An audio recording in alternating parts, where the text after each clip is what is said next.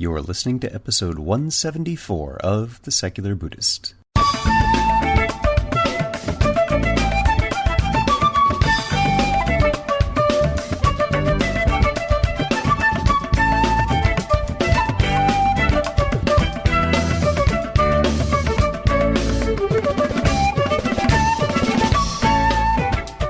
Welcome to The Secular Buddhist. I'm Ted Meissner. The Secular Buddhist is the official podcast of the Secular Buddhist Association, a grassroots-driven effort to answer the needs of secular teaching and practice for contemporary society. The podcast has interviews and roundtable discussions pertaining to engaged Buddhist training and practice, and the SBA website has show notes for each episode along with resource materials. Though the podcast focuses on core practice from a secular viewpoint, more traditional teachings are welcome and openly discussed. Bernat joins us to speak about the new Spanish-language secular Buddhism website, Budismo Secular.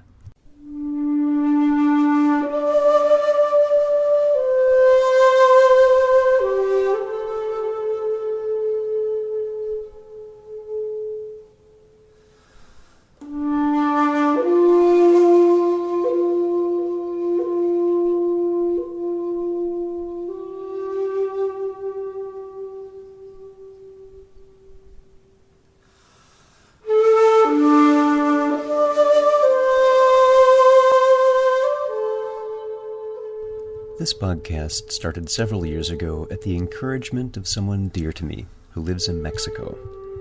She suggested several very good ideas about topics and themes, and eventually the Secular Buddhist began. Since that time, we've seen in-person meditation groups start as a direct result of this podcast. Our original site has been replaced and improved with one that includes greater functionality to support continued dialogue and collaborative exploration of how Buddhism is finding new ground in contemporary society. And, as of this recording, there are now 10 websites in addition to our own secularbuddhism.org, spanning 8 countries across the globe in 3 languages. The interest in a more naturalistic approach to traditional Buddhism continues to grow, and it's very gratifying to see this newest development, a Spanish language site, joining the mix. This episode is dedicated to my dear friend and teacher in Mexico, with gratitude and love. This wouldn't be here without you, brat girl. Today's guest, Bernat, was born in Barcelona, Spain, and was drawn to Buddhism at the early age of 14. He was likewise captivated by Tibetan culture and began to do volunteer work at Tibet House Foundation in Barcelona, but later distanced himself from Dharma centers. Currently making living as a jazz pianist, he got back on the Buddhist track a couple of years ago and discovered the Pali tradition and the more modern approaches to Buddhism. To contribute in the circulation of these ideas in the Spanish-speaking audience, he has just launched budismosecular.org. So, sit back, relax, and have a nice tequila sunrise. Our guest today is Bernat Fon. Bernat, thank you very much for being here. Thank you. We're here to talk about the new Spanish-language secular Buddhism site, budismosecular.org, that Bernat has started. But we'll start by talking a bit about your background. You started to have an interest in Buddhism at a very early age. Tell us about that.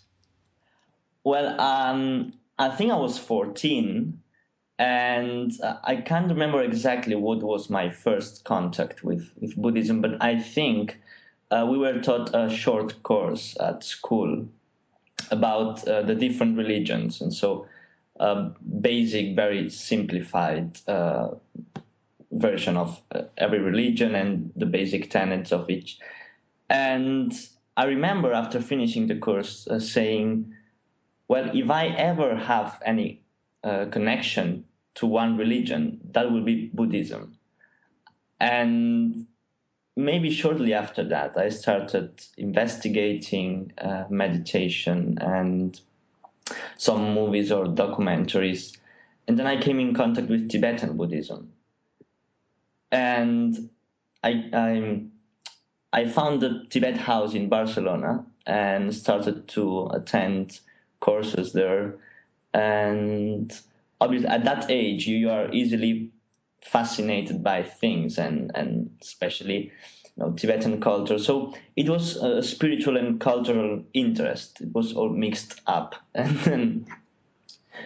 But I was quite absorbed in that at that moment, and went to the Tibet House Foundation several times a week, and I started volunteering to their editing texts for small booklets of courses that some lamas had taught at the foundation, editing transcriptions, and so that was it at the beginning. And I guess it's a typical encounter with Buddhism, but it just happened quite early on.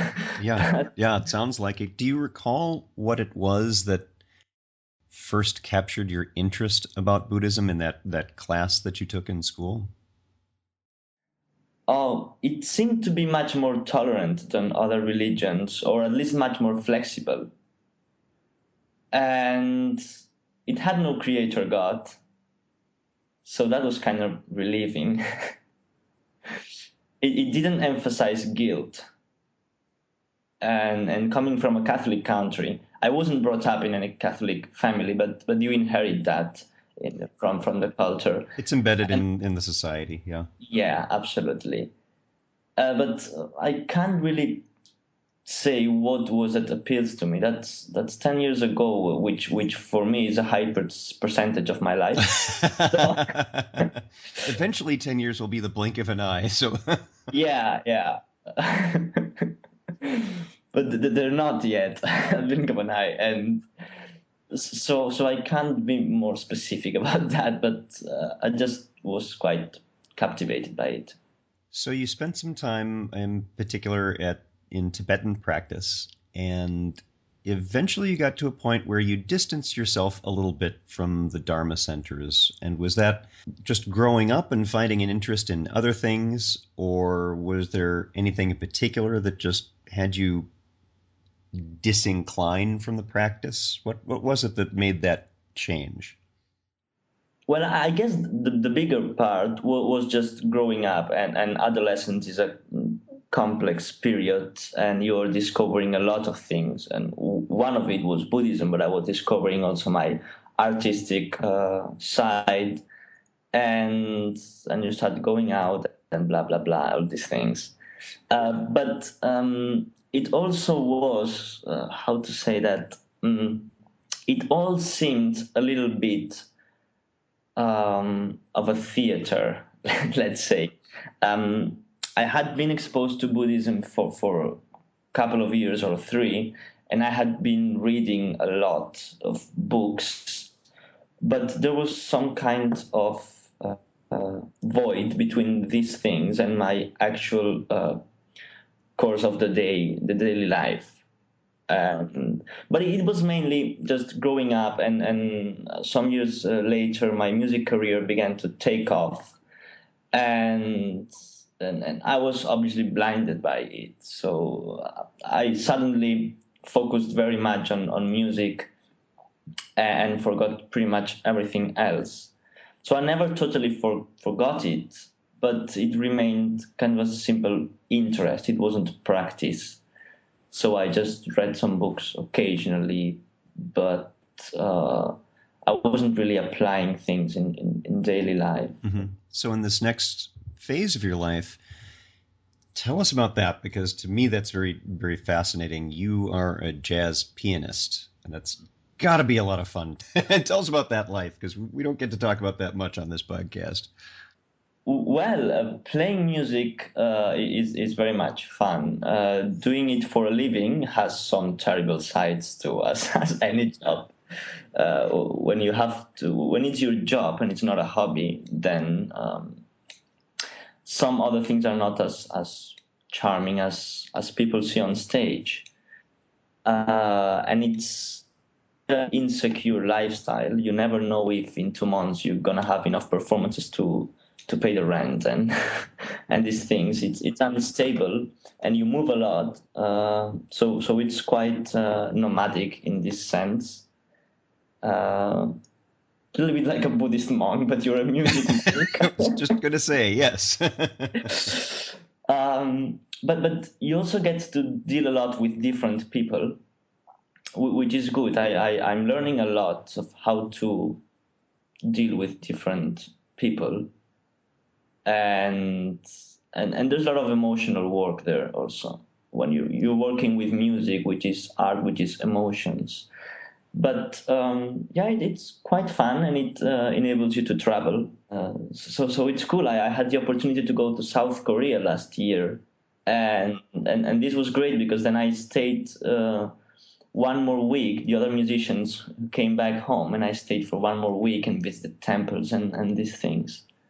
So it's quite good. I can imagine when you were in South Korea visiting the temples there during that week, was there anything that stood out for you as being very, very different about the way Buddhism is practiced versus your own experience with it? Well, I found it was particularly striking that visually it was not that much different from Tibetan Buddhism. the, it's a Mahayana Buddhism, so you have all these images and of monsters and things. So it was different, but I didn't have that much time to really dive in the difference. But I felt more the similar things than the differences. I saw the devotional aspect of Buddhism in a Buddhist society. So you spent some time away from the practice and you got your career as a jazz pianist going. And I'm wondering what it is that brought you back into having a more direct interest in the practice and meditation in Buddhism, and how is it different for you this time from when you were very young? Well, I came back, let's say I rediscovered Buddhism simply because my initial interest in Buddhism was really true. So for a time, my artistic career blinded all of this, but I couldn't just suppress it. One has some existential inquiries, let's say. You can never totally forget them, or else you'll feel frustrated. So over time, I felt that I had been forsaking this, and I just regained interest. But it was different that time. I recovered it more fully, but also more critically, maybe more personally and honestly. When you're 20 and when you're 15, so you really change a lot. And Yes. you have read much more literature and philosophy. This was my case, and you're more critical, and you have. It's quite different. And at that time, I discovered the Pali Suttas, which I had just read a little bit in my time with Tibetan Buddhism. And then I met Stephen Batchelor's work, and I started to explore all these more modern perspectives to Buddhism, and it was quite engaging in a sense. It allowed me to re-engage with Buddhism. I felt kind of connection with the ideas and the approach of Stephen, and also with his personality and his story. But I feel that his story mirrors that of a lot of practitioners who start with a complete absorption with a traditional form of Buddhism, but within time they start to feel some discrepancies and some unease about some of these things, which sometimes it blocks your commitment to Dharma. And in any way, you maintain your respect for traditional forms of Buddhism, needless to say. But reading certain ideas that I had in my mind hidden, reading that in a book by a learned scholar and teacher was quite relieving.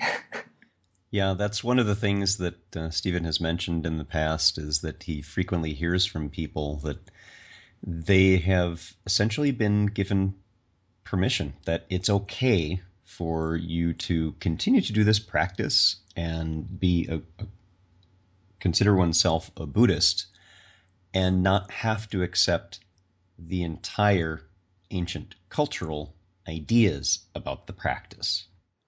Yes, one of the things I value most about so-called secular Buddhism is not so much the rejection of doctrines like reincarnation, for example, but that it provides with the possibility of not affirming them. Right, exactly. Beautifully said, yes. So, well, I guess secular Buddhism is a diverse movement, and so there are all kinds of different opinions about this. But in my case, what I value is the possibility of not saying yes, not of saying no. It's a different thing, at least for me.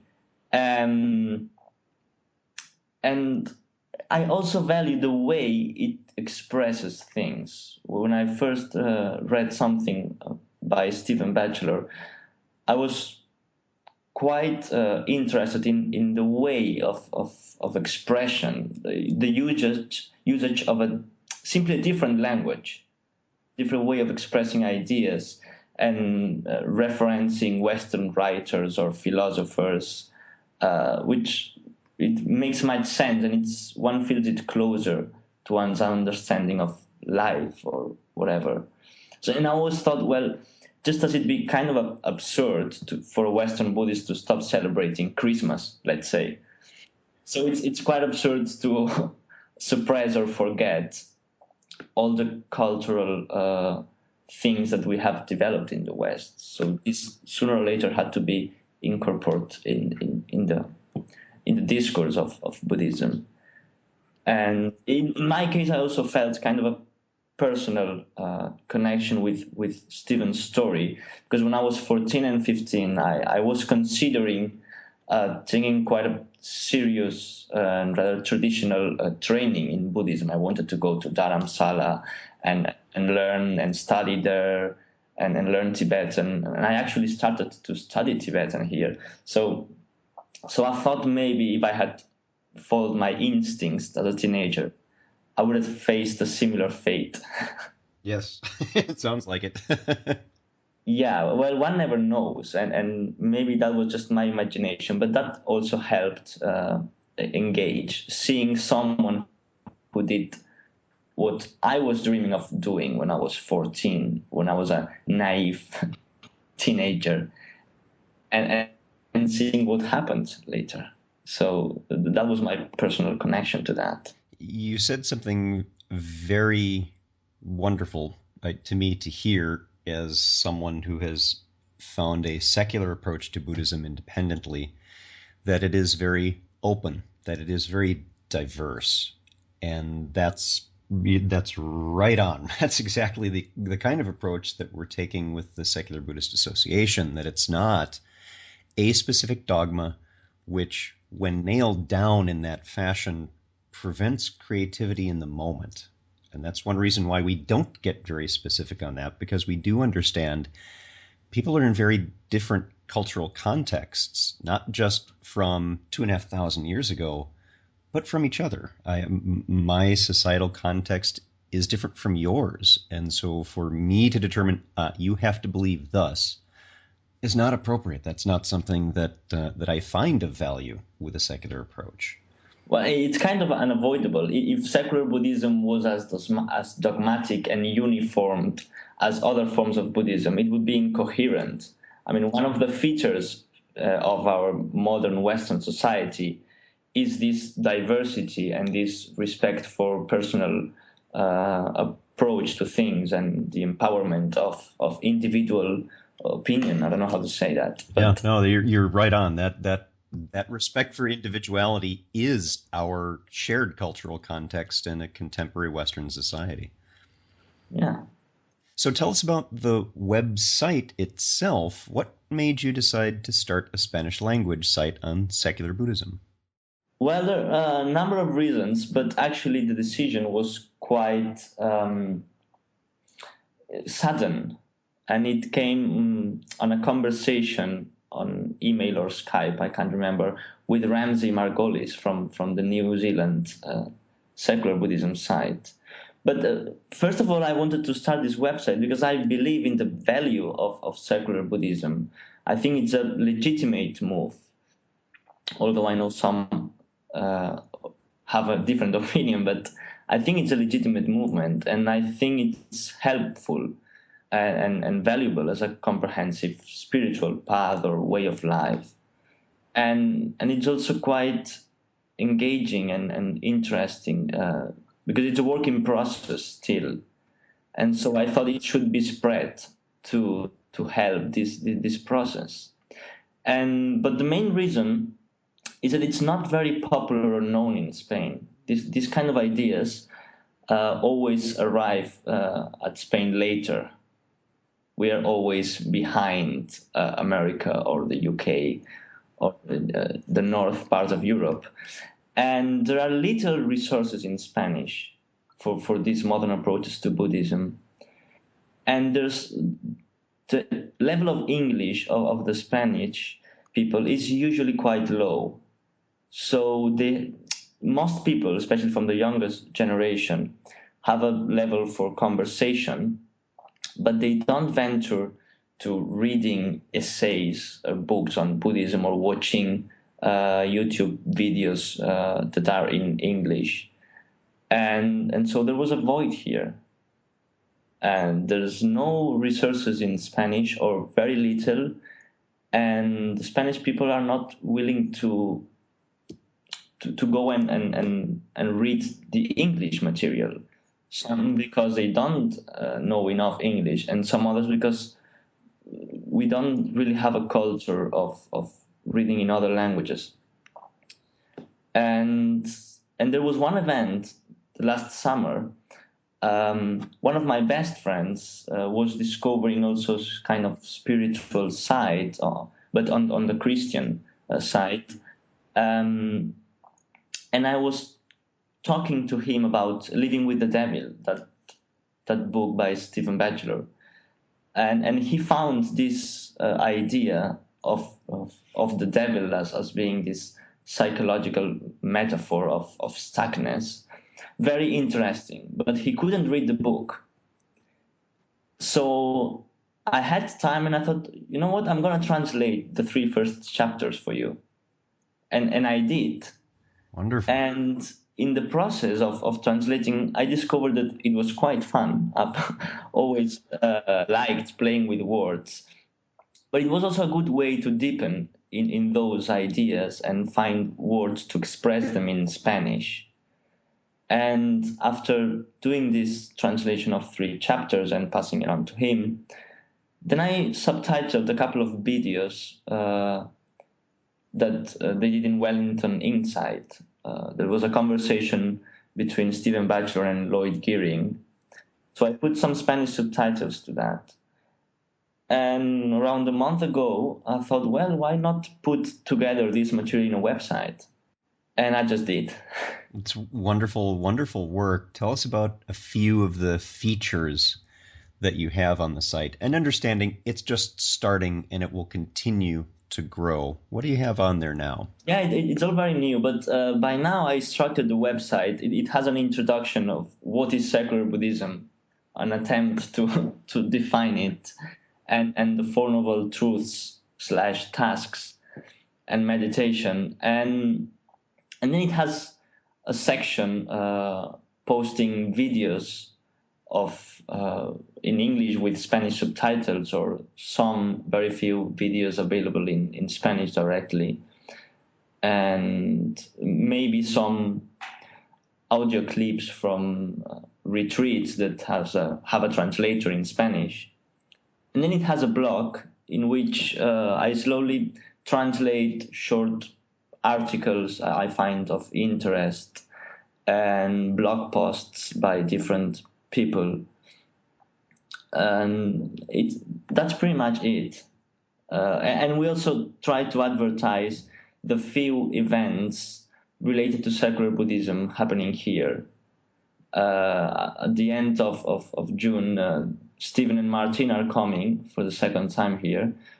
to offer a short workshop, one-day workshop in Barcelona. And we just advertise these things and post articles. That's it. That's wonderful work. So for people who are interested in the site itself and finding out more, the web address for that is www.budismosecular.org. That's BUDISMOSECULAR. Our guest today has been Bernat Font. Bernat, thank you so much for being here. I really appreciate all of your efforts and your work on this. Thank you. Bye.